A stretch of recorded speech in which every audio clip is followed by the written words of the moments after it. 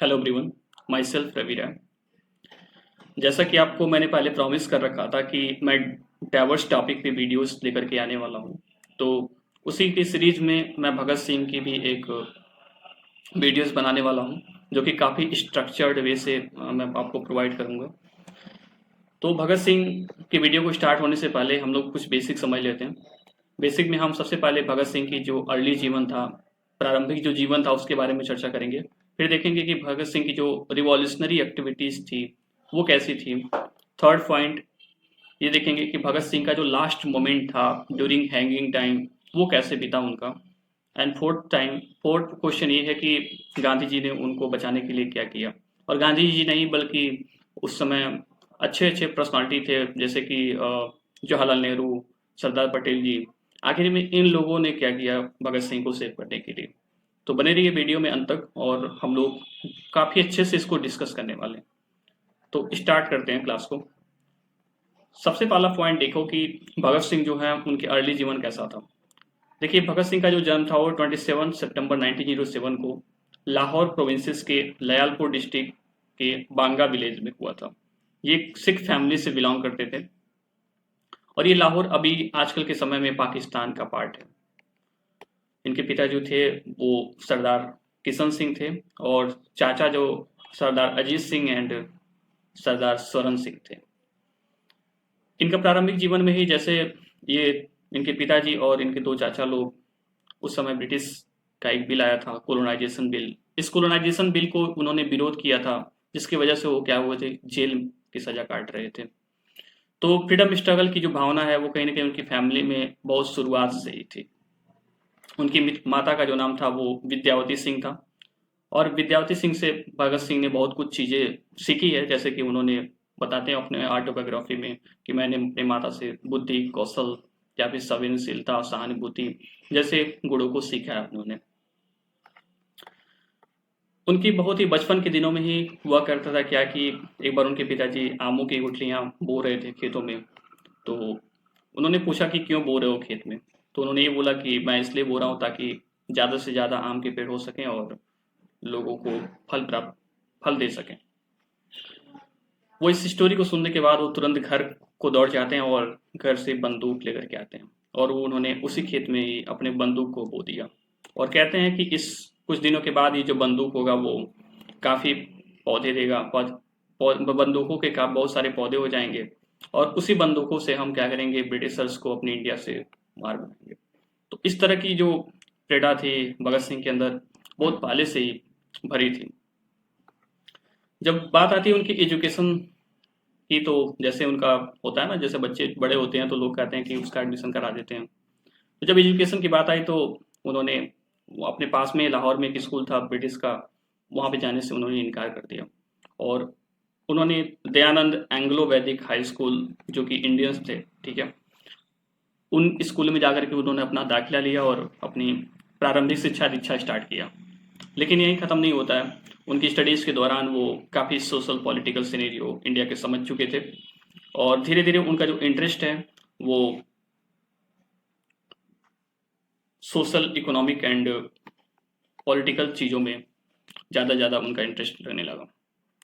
इससे होता क्या है कि इनको इनकी लाइफ जीवन में काफ़ी ज़्यादा शेपिंग मिली इस social, economic and political thing से, चीज़ों को अच्छे से समझ पाए। लेकिन क्या क्या ऐसे फैक्टर रहे होंगे जिसकी वजह से भगत सिंह का जो माइंड है वो सेप हुआ टुवर्ड्स द रिवॉल्यूशनरी एक्टिविटी। तो स्टार्ट करते हैं पहले पॉइंट। सबसे पहले देखो, मैंने बताया आपको, जैसे कोलोनाइजेशन जो बिल था, कोलोनाइजेशन बिल की वजह से उनकी उनके पिताजी और उनके अंकल लोग जेल की सजा काट रहे थे। फिर सेकेंड पॉइंट में ये बताना चाहूंगा कि 13 अप्रैल 1919 को जलियांवाला बाग मैसेकर सबको पता है। इसमें अप्रॉक्सीमेटली डेथ हो जाती है 400 से लेकर के 1500 लोगों का ऑन एन एवरेज। इसी समय होता क्या है कि जब भगत सिंह को ये बात पता चलती है तो भगत सिंह लाहौर से अमृतसर की तरफ मूव करते हैं, पैदल ही मूव कर किया था उन्होंने। उसके बाद वहां पे गए, उन्होंने देखा कि एक वहां पे एक कुआं टाइप बना था। आपको सबको पता है कि उस कुएं में बहुत से लोग कूद गए थे, और ब्लड वगैरह, आज भी उसमें से अगर पानी निकाला जाए तो एक बूंद खून की जरूर मिलेगी उसमें। वहां से उन्होंने कुछ मिट्टी लिया और एक बॉटल में पैक करके वो घर आ गए अपने। और उन्होंने एक प्रतिज्ञा लिया कि मैं किसी हर हाल में ही ब्रिटिशर को इंडिया से भगा दूंगा। उन्होंने ये संकल्पना ली थी। थर्ड पॉइंट देखो, नॉन कोऑपरेशन मूवमेंट उस समय चल रहा था महात्मा गांधी के द्वारा। ये नॉन कोऑपरेशन मूवमेंट क्या था? ये चीज़ों को बाइकआउट करने का था कि जो भी गोरे लोग जो कुछ भी बनाएंगे या जो कुछ भी लेकर के आएंगे इंडिया में, हम सब चीज़ों को क्या करेंगे? बाइकआउट करेंगे। लेकिन गांधी जी का ये मानना था कि ये जो बाइकआउट हम लोग करेंगे वो टोटल नॉन वायलेंस की तरह होगा, इसमें किसी तरह का वायलेंस नहीं होना चाहिए। और हम लोग नॉन कोऑपरेशन मूवमेंट इसलिए कर रहे हैं ताकि हम लोग ब्रिटिशर्स को भगा सकें और ब्रिटिशर्स का जो पावर है वो अपने इंडियन के हाथ में ट्रांसफर कर सकें। ओवरऑल कहने का मतलब है कि हम लोग सेल्फ गवर्नेंस के ऊपर चर्चा कर रहे थे। उस समय भगत सिंह काफ़ी इंस्पायर्ड थे महात्मा गांधी के इस रोल से। उनको पता था कि Gandhi ji would liberate the country from his enduring of force. इसी कड़ी को आगे बढ़ाते हुए भगत सिंह ने क्या किया कि अपने बुक्स को भी जला दिया। जो भी ब्रिटिशर्स के द्वारा जो पब्लिश बुक थी उनको जलाना स्टार्ट किया और बहुत सारी चीज़ों को उन्होंने बाइकआउट करना स्टार्ट किया। लेकिन एक इंसिडेंट होता है 4 फरवरी 1922 को, चौरी चौरा इंसिडेंट, जो कि गोरखपुर मेरे शहर से काफ़ी पास है। होता है इसमें कि जो भी नॉन कोऑपरेशन मूवमेंट में था कि ब्रिटिश का कोई भी प्रोडक्ट होगा हम उसको बॉयकॉट करेंगे। लेकिन वहां पे जो लोकल जमींदार थे उनका ब्रिटिशर्स के साथ अच्छा खासा बनता था और बनने की वजह से क्या हुआ कि ब्रिटिशर्स उनको अलाउ करते थे कि आप हमारे सामान को बेचो अपने मार्केट में।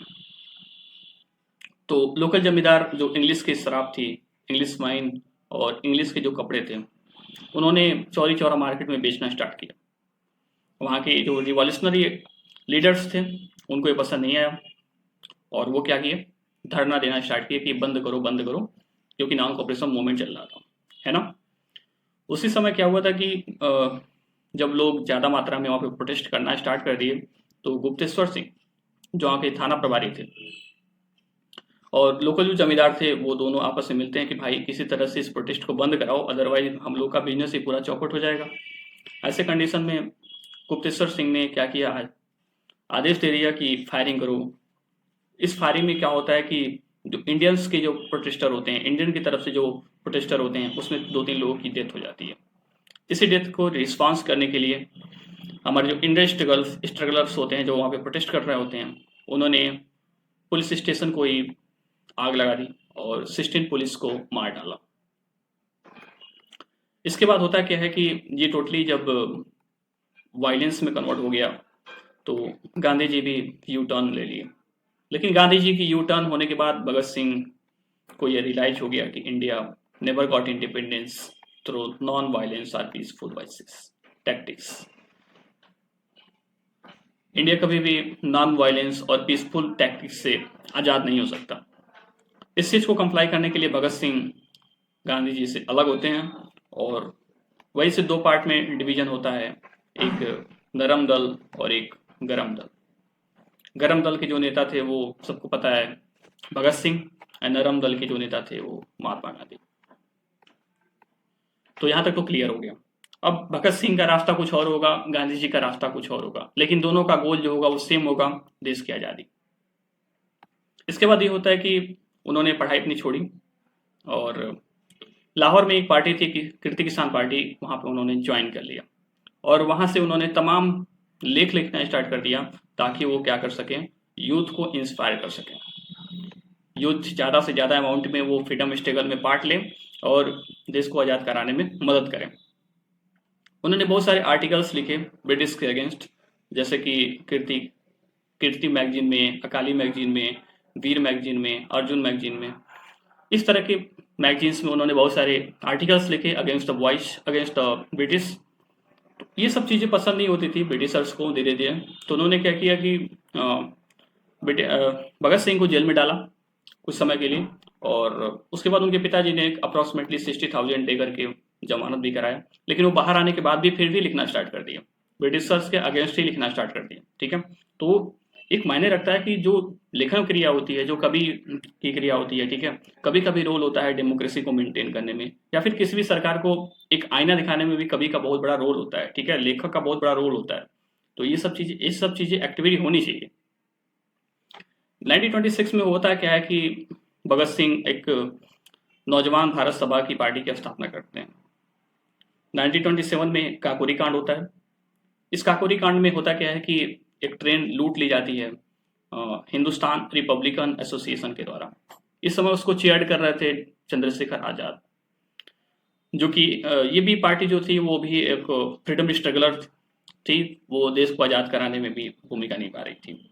ट्रेन को क्यों लूटा था? ट्रेन को इसलिए लूटा था ताकि ब्रिटिश से कुछ औजार मिल सके, ताकि हम उसको ब्रिटिशर्स के औजार को यूज करके ब्रिटिशर्स को लिबरेट कराने में, भारत से दूर करने में एक बहुत बड़ी भूमिका निभा सके। इसमें होता क्या है कि जब चीज़ें पता चलती हैं, इन्वेस्टिगेशन होता है, तो 4 लोगों को फांसी की सजा होती है, जिसमें अशफाकुल्ला खान, राम प्रसाद बिस्मिल, राजेंद्र लाहिरी एंड रोशन सिंह। इतने लोगों को क्या होता है कि फांसी की सजा होती है और उनको एग्जीक्यूट कर दिया जाता है। और दूसरी तरफ उसमें 16 लोगों को लाइफ इम्प्रिजनमेंट का केसेस भी सुनाया जाता है। तो ये रही टोटल काकोरी कांड। लेकिन इस काकोरी कांड के होने के बाद भी चंद्रशेखर आजाद फरार थे और ब्रिटिश उनको ढूंढ नहीं पा रही थी। लेकिन वो इनडायरेक्टली रूप से हिंदुस्तान रिपब्लिकन एसोसिएशन को बहुत ज़्यादा दिन तक सस्टेन नहीं कर सकते थे। इसी समय 2 बड़े नेताओं की एक दिल्ली में मीटिंग होती है, जिसमें एक हिंदुस्तान रिपब्लिकन एसोसिएशन और नौजवान भारत सभा। नौजवान भारत सभा की जो संस्थापक थे, आपको पता है कि वो भगत सिंह एंड ये जो Hindustan Republican association Chandrashekhar Azad lead कर रहे थे। लेकिन पार्टी की कमान जब अच्छे लीडर्स जो थे वो पुलिस के सलाखों के बीच जा रहे थे, तो उनको पार्टी की एक और लोगों की आवश्यकता थी, जिसकी वजह से दोनों पार्टी मर्ज होती है और दोनों पार्टी मर्ज होकर के हिंदुस्तान सोशलिस्ट रिपब्लिकन एसोसिएशन बनती है। एक्चुअली भगत सिंह जो थे वो लेनिन से बहुत ज़्यादा प्रभावित थे। सोशलिज्म के ऊपर उनकी भावनाएं कूट कूट करके भरी हुई थी। इसलिए उन्होंने जब पार्टी दोनों को ज्वाइन किया तो हिंदुस्तान रिपब्लिकन के बीच में इसमें सोशलिस्ट ऐड करना नहीं भूला। उस गोल को फुलफिल हमने किया, इंदिरा गांधी ने किया by 42nd Constitutional Amendment Act 1976 by inserting the socialist word in the constitutions।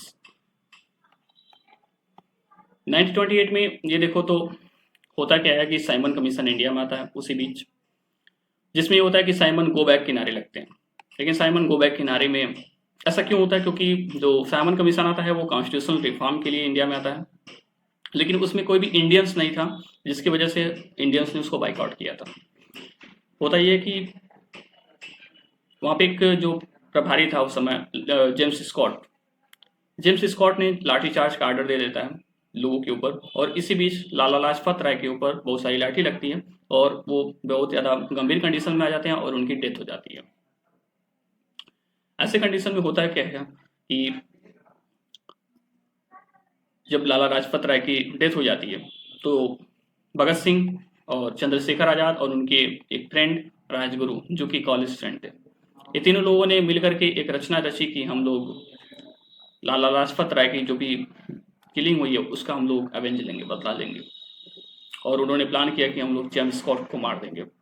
लेकिन प्लान के मुताबिक जैसे सब लोग सेटल हुए, लेकिन जेम्स स्कॉट और जॉन सैंडर्स, इन दोनों के बीच में जब मतलब कि अच्छे से चेहरा जब पहचान नहीं पाए लोग, और जॉन सैंडर्स को मार देते हैं जेम्स स्कॉट के अलावा। जेम्स स्कॉट की जगह पे हम लोग किसको मार देते हैं? जॉन सैंडर्स को मार देते हैं। इसके बाद भी वहाँ पे जब लाहौर से वो भगत सिंह अपने हुलिया को बदलते हैं और फिर लाहौर से वो कलकत्ता की तरफ मूव करते हैं। हालांकि उन्होंने इतना तक कर दिया था कि सिख होने के बाद भी अपने बियर्ड्स को पूरा अच्छे से सेव कर लिया था। तो ये कहीं ना कहीं उनके देश प्रेम झलकता है उनके अंदर। लेकिन जो ब्रिटिश पुलिस थी वो उनको अरेस्ट नहीं कर पाती है और अंत में बाय 1929 वो अरेस्ट होते हैं। लेकिन ये अरेस्ट ब्रिटिश पुलिस का सक्सेसफुल ऑपरेशन नहीं था, ये भगत सिंह का एक डिजाइंड ऑपरेशन था, जिसके तहत हो क्या रहा था उसको समझते हैं आखिर में क्यों भगत सिंह ने अपने आप को सरेंडर किया। एक्चुअली उस समय हो क्या रहा था कि सेंट्रल लेजिस्लेटिव असेंबली में 2 बिल पास किए गए। 2 बिल पे चर्चा चल रही थी। एक बिल थी ट्रेड डिस्प्यूट एंड दूसरा था सेफ्टी पब्लिक सेफ्टी बिल। इसमें होता क्या है कि ट्रेड डिस्प्यूट में जो बिल था वो वर्कर्स के राइट के अगेंस्ट था, और पब्लिक सेफ्टी बिल जो था वो इंडिया में जो भी सोशलिस्ट और कम्युनिस्ट एक्टिविटी हो रही थी उसको रिस्ट्रेन करने के लिए था, ताकि उन पर लागू किया जा सके। लेकिन इसी चीज़ को विरोध करने के लिए भगत सिंह और उनके फ्रेंड पम्पलेट और बम लेकर के सेंट्रल लेजिस्लेटिव असेंबली में पहुंच गए, और उन्होंने देखते ही देखते बम्स को खाली स्थान पे, जहाँ पे असेंबली में कोई नहीं बैठा था, वहाँ पे गिरा दिया। जब उन्होंने खाली स्थान पे गिराया इसका मतलब कोई वहाँ पे हार्म नहीं हुआ, और साथ में उन्होंने पैम्पलेट्स गिराना स्टार्ट कर दिया। और उस पैम्पलेट पे लिखा था was mean to make deaf of ear, बाहरों को सुनाने के लिए धमाका जरूरी है, उस पैम्पलेट में ये लिखा था। और साथ में उन्होंने 3 स्लोगन रेज किए, जैसे कि इनकलाब जिंदाबाद, workers of the world unite and down with imperialism. इनकलाब जिंदा मतलब एक ये प्रयास है वो सतत जारी रहेगा जब तक कि ब्रिटिश यहाँ से चले ना जाए। Workers of the world unite का मतलब ये है कि उस समय जो ब्रिटिश का जो कॉलोनी था वो बहुत सारे देशों में था, और वहाँ पे जो सबसे ज़्यादा सफ़र कर रहे थे वो वर्कर सफ़र कर रहे थे, क्योंकि ज़्यादा से ज़्यादा घंटे तक काम लिया जाता था और उतना उनको पे नहीं किया जाता था। इस कंडीशन में ये हुआ कि उन्होंने भगत सिंह में ये स्लोगन रेज किया कि workers of the world unite, down with imperialism. Imperialism क्या होना चाहिए? डाउन होना चाहिए। इससे कहीं ना कहीं भगत सिंह की जो पेट्रियोटिज्म है वो दिखती है। लेकिन होता क्या है कि last moment of the Bhagat Singh अगर देखें तो उन्होंने अपने आप को खुद को वहाँ पे सरेंडर किया। जब उन्होंने बम फेंका तो अपने आप को सरेंडर किया, वहाँ से भागे नहीं वो, क्योंकि वो डिजाइंड ऑपरेशन था टोटल। और जब उनको जेल में डाला गया तो वो वहाँ पे भी जा करके प्रोटेस्ट स्टार्ट कर दिए। जेल में भी उन्होंने वहाँ पे जो भी 2 तरह के प्रिजनर थे, एक इंडियन प्रिजनर और एक इंग्लिश प्रिजनर। अब उन्होंने देखा कि जो इंडियन के प्रिजनर थे और इंग्लिश प्रिजनर के बीच में काफ़ी डिस्क्रिमिनेशन हो रहा था। अच्छे क्वालिटी का फूड्स, अच्छे क्वालिटी का रहन सहन इंग्लिश को मिल रहा था, लेकिन इंडियंस को उतना नहीं मिल पा रहा था। इन सब चीज़ों को लेकर के उन्होंने हंगर स्ट्राइक किया 64 डेज का, और साथ ही साथ उन्होंने बहुत सारे ये देखा जाता है कि उन्होंने ये ऑर्डर दे रखा था कि जो भी लोग उनसे मिलने आते हैं वो कृपया करके कुछ बुक्स लेकर के उनको मिलने आए।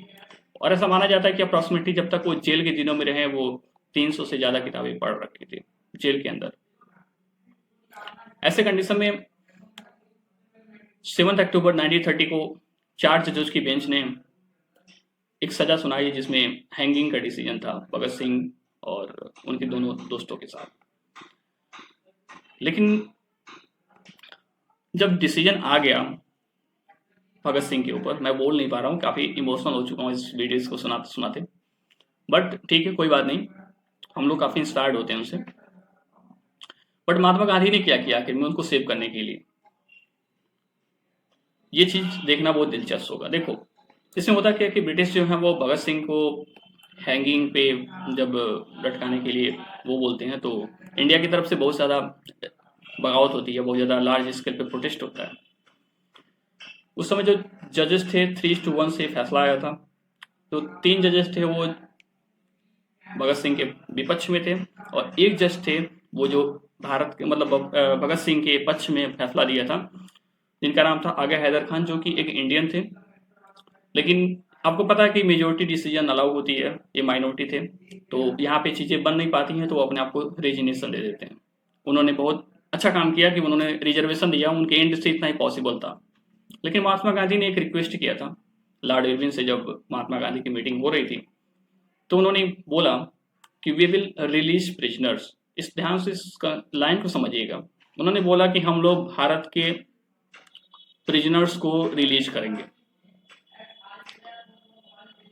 लेकिन जैसे ही समझौता महात्मा गांधी से खत्म होता है, ये कन्वर्ट हो जाता है we will release only political prisoner not criminal prisoner. हम सिर्फ राजनीतिक कैदियों को बाहर करेंगे, आपराधिक कैदियों को बाहर नहीं करेंगे। इसका मतलब साफ है कि भगत सिंह को छोड़ा नहीं चाहते थे। भगत सिंह के ऊपर जो थे वो अनफॉर्चुनेटली आपराधिक मामले दर्ज थे, जिसकी वजह से वो बाहर नहीं आ पाया। लेकिन अगर सोचो, अगर गांधी जी अड़ गए होते, पूरा डिमांड मतलब अटूट वो कर दिए होते कि नहीं भाई मुझको एनी हाउ भगत सिंह को छोड़ो, ठीक है, तो लॉर्ड इरविन को मानना पड़ता। लेकिन साथ ही साथ सिर्फ भगत सिंह की नहीं, और सारे पर्सनालिटी पे भी क्वेश्चन मार्क उठता है।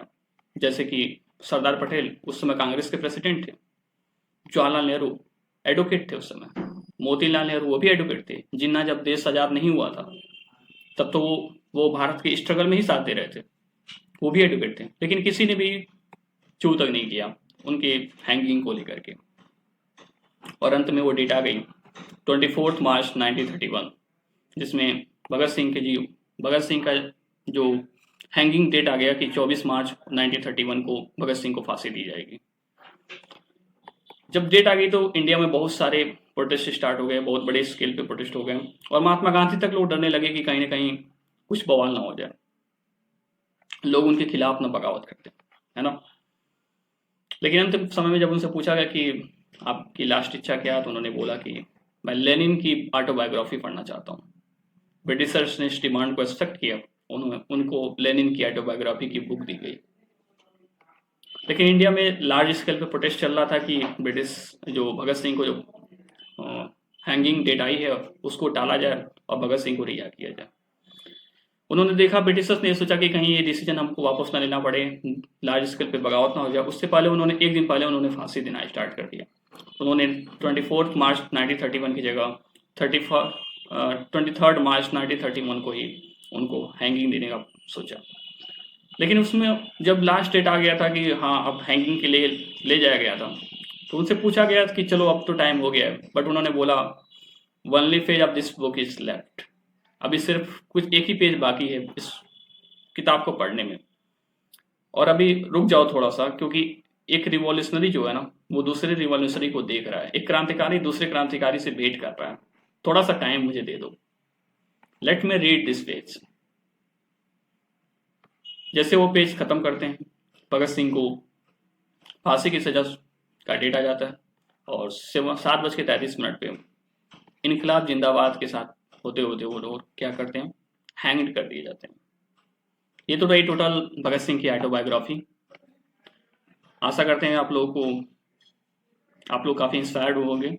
लेकिन एक चीज़ आपको दिमाग में रखना चाहिए कि जो कोई भी फ्रीडम स्ट्रगलर है हमारे कंट्री में, उसकी ऑटोबायोग्राफी को पढ़ के हमको सेलिब्रेट नहीं करना चाहिए। उसके एक्शंस को जब तक हम लोग अपने बिहेवियर में कन्वर्ट नहीं करेंगे तब तक जानने का कोई मतलब नहीं निकलता है। तो जो भी आप उनकी बायोग्राफी को पढ़ें, उनकी फिलॉसफी को पढ़ें, उसको अपने एक्शन में लाने का प्रयास करें। तो ये तो रही टोटल भगत सिंह की ऑटोबायोग्राफी, और इसके बाद हम लोग मिलते हैं किसी नेक्स्ट वीडियो में। अगर आपको ये अच्छा लगा तो आप लोग कमेंट सेक्शन में बताएं कि इसके बाद आपको किस फ्रीडम स्ट्रगलर के ऊपर आपको ऑटोबायोग्राफी चाहिए जो कि एक इम्पॉर्टेंट पर्सनालिटी हो, और हम लोग लाने का प्रयास करेंगे। ठीक है, तो थैंक यू गाइस, मिलते हैं फिर नेक्स्ट वीडियो में। तब तक के लिए जय हिंद दोस्तों।